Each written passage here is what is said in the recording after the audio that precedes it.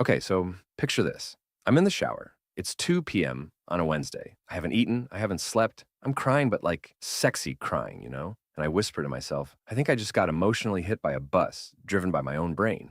Yeah, that's when I realized I was burnt the hell out. Mentally, emotionally, existentially. I wasn't tired, I was cosmically exhausted. So, naturally, I made a spreadsheet. Today, we're talking about the 7 habits that saved my crispy little brain from turning into emotional jerky. Because burnout isn't just being tired, it's your soul calling in sick with no intention of returning. Let's go. The breakdown, what happened? So here's what happened. I was doing all the things, hustling, grinding, being productive, romanticizing spreadsheets, gaslighting myself into being okay, and drinking 17 coffees instead of having a personality. Every time someone asked how I was, I said, "Oh, I'm just super busy right now." Translation: I'm 2 emails away from screaming into a Pringles can. I thought burnout looked like collapsing dramatically with a violin score in the background. Nope. Burnout looks like crying during toothpaste commercials, getting irrationally angry at font choices, opening your laptop and immediately needing a nap, feeling like you're living inside a Google Calendar with no escape room. And I just kept pushing like an unhinged raccoon on a caffeine bender. Until one day, I broke, and not in a cute, had a good cry, and moved on way. I mean, full blown. Sat on the floor of a Walgreens, holding a bottle of vitamins, and questioning the meaning of life. Kind of broke. The clown phase. Now let me tell you about the clown phase. This is the part where I decided the solution to burnout was more productivity apps. I downloaded 6 to-do list apps, created a Notion dashboard with color-coded trauma, and convinced myself that if I just organized my existential crisis, it would disappear. Spoiler, it did not. You can't optimize your way out of emotional depletion. I was out here treating rest like it was a reward for productivity, not a requirement for being a human mammal. And I kept repeating the same cycle: burnout, crash, panic, redecorate my Trello board, burn out again. At some point, I looked in the mirror and said, "Buddy, you are not a machine. You are a slightly sentient soup with a Wi-Fi addiction." The shift. Here's where things changed. I didn't have some dramatic epiphany in the Himalayas or a spiritual awakening on a yoga mat. I just got tired of being tired. You know when you hit that level of burnout where even your burnout is tired? Like, your anxiety tries to show up and even it's like, "Girl, I'm clocking out." That's when I realized I needed habits, not hacks, not routines so aesthetic they qualify as Instagram art. Just habits that kept me from emotionally combusting every 6 business days. So I built 7 habits. They're not cute, they're not revolutionary, but they saved my brain. And now they're going to save yours. Let's go. 1. The morning nope list. Forget your to-do list. Start with your nope list. This is a list of things I will not do today for the sake of my mental health. Examples include arguing with strangers on the internet, responding to emails, like I'm a human Slack notification, comparing my life to influencers who don't blink in their TikToks.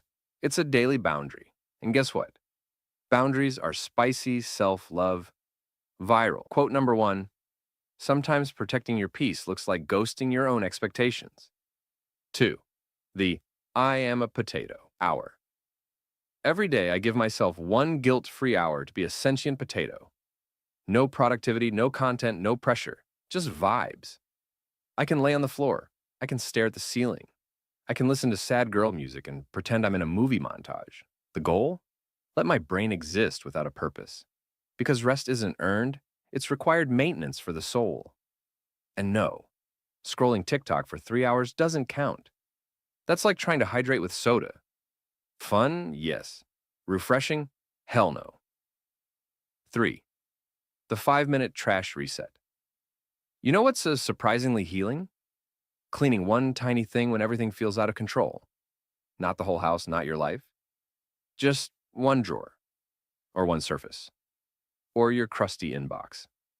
I call it the trash reset. It's my way of reminding myself, hey, you can still make a dent. You're not entirely failing.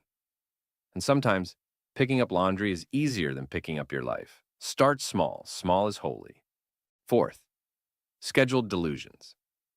Listen to me carefully. Schedule something. Dumb. I'm talking full-blown delusional joy. Karaoke alone, drawing with crayons, Googling castles you'll never afford. Whatever reminds you that life isn't just deadlines and taxes. Burnout thrives in seriousness. But play is rebellion. Viral quote number 2. Joy is not a luxury. It's an act of defiance. 5. The 3-friend lifeline. This one's non-negotiable. You need 3 people who will answer your calls without judgment when you text, "Hey, I'm losing it." Not 300 acquaintances. Not vibes-only group chats. 3 humans who know the sound of your crisis voice. Burnout thrives in isolation. Shame loves silence. Pick your lifeline crew. Feed those friendships like they're your emotional Wi-Fi. 6. The Sunday cry ritual. Okay, yeah, this one sounds dramatic, but trust me. I give myself space every Sunday to process feelings I ignored all week. Sometimes it's crying. Sometimes it's journaling. Sometimes it's screaming into a pillow while listening to Bon Iver. It's like emotional laundry. Clean it out before it piles up and starts smelling like resentment and unprocessed grief. 7.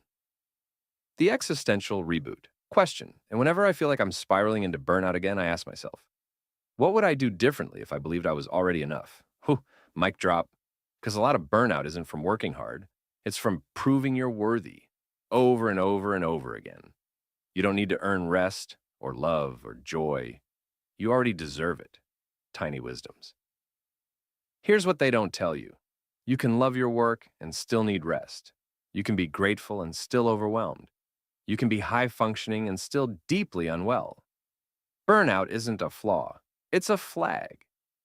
A little red blinking light that says, hey, babe, you're out here trying to survive capitalism with the nervous system of a Victorian ghost.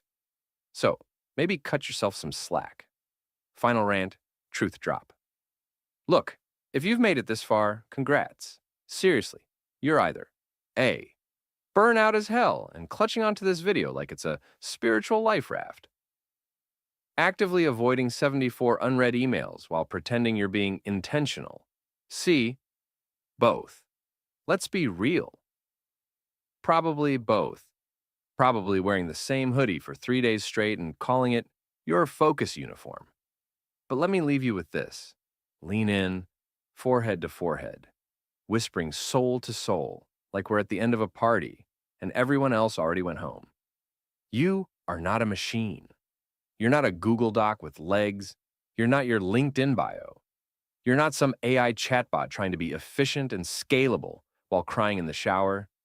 You're not your output. Your worth is not defined by how many tasks you cross off before 10 a.m. You're not a productivity algorithm in a trench coat just trying to earn a sip of joy. Nope. You're a human. A gloriously messy, occasionally unhinged, deeply feeling creature made of snacks and stardust. You cry at random songs. You laugh too loud at dumb memes. You spiral at 2 a.m. and come back swinging at 2:07. And that's beautiful. Because guess what? You're allowed to rest. You're allowed to be nothing for a while. You're allowed to do the radical, rebellious, terrifying thing of not trying so hard all the damn time. You do not have to hit rock bottom to give yourself permission to slow down. You don't need to earn softness. You don't need to break to deserve healing. Burnout doesn't mean you're broken. It just means you've been carrying too much for too long, and somewhere along the way you forgot you were allowed to put it down. Let that sink in. You're not lazy. You're not dramatic. You're not falling behind. You are exhausted because you've been trying hard, quietly, desperately, invisibly. You've been surviving in a world that rewards overwork and shames rest like it's a crime. But babe, rest is sacred. Sleep is sacred. Laying on the floor while questioning reality to the sound of lo-fi beats? Sacred. So take the nap. Cancel the meeting. Lie on the carpet and let your cat judge you. Schedule the delusion. Be the potato. Honestly, if your brain feels like it's on fire, maybe the bravest thing you can do today is just not add more kindling. Because you've got one brain. One precious, overworked, beautifully weird brain. And it deserves more than being crisped into an emotional Cheeto. Protect it like it's your weird little inner child holding a juice box and a glitter crayon. You don't have to do more to matter. You already do. You already are. So go drink some water. Text your therapist. Scream into the void if needed. But then, give yourself a freaking break. I love you. You're doing enough. Joe out. 2 thumbs up.